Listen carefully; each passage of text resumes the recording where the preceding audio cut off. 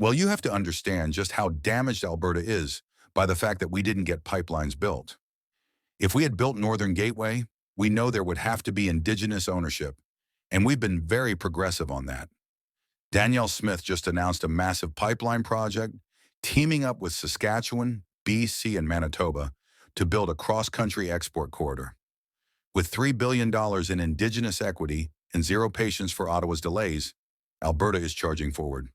Oil is by far Canada's most valuable export, and with separation talk on the rise, Smith is making it clear the pipelines are coming, with or without federal approval, because their partners have been treating them fairly.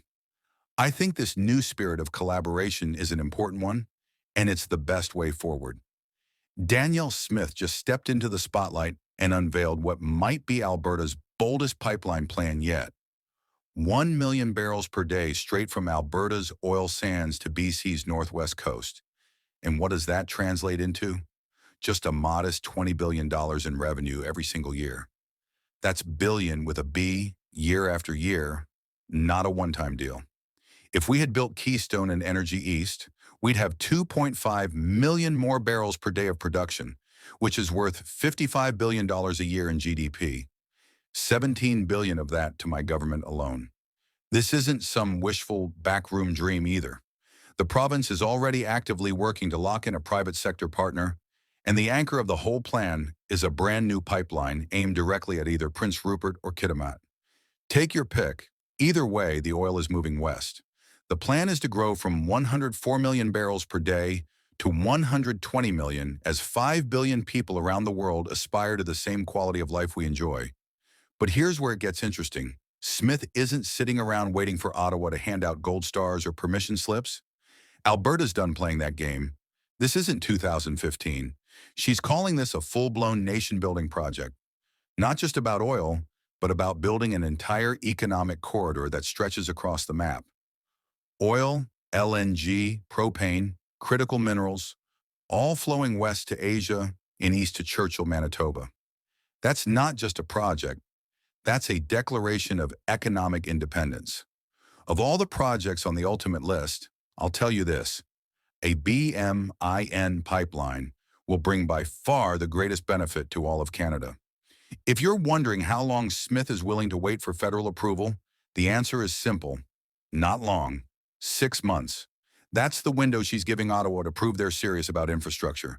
If not, Alberta will move forward with or without them. To make the plan viable for investors, Alberta isn't just crossing its fingers, it's offering to guarantee barrels on the line. In other words, they're reducing risk and increasing certainty, something the federal government seems allergic to these days. And yes, Bill C-69, the so-called No More Pipelines bill, is firmly on Alberta's chopping block. You want investment? Maybe don't make it criminal to build things. We have the CN and CP rail lines that come out of British Columbia and run through our province, delivering product to the rest of the country. This pipeline plan is structured from day one to include Indigenous communities as full financial stakeholders. Leaders like Crystal Smith and Ross Ellis are backing it. They're tired of environmental groups flying in with megaphones to shut everything down, then flying out again while local communities stay poor. That game is over. These communities want equity, not slogans, and Alberta is giving it to them. They are sensitive to environmental issues, which is why it's great to have Indigenous partners at the table. They can help with routing and handling issues on the ground. Now let's talk about Ottawa's counteroffer, a $10 billion Indigenous loan guarantee program stuck in bureaucracy so thick it makes a mortgage application look like a postcard. Critics say it's slow, toothless, and buried under so much red tape it might as well be pink. While federal programs are still hosting consultations about consultations, Alberta is cutting checks and breaking ground. The reason we have these big nation-building projects is because the flow of goods goes both ways, and we all benefit from them. And let's not ignore the bigger shift.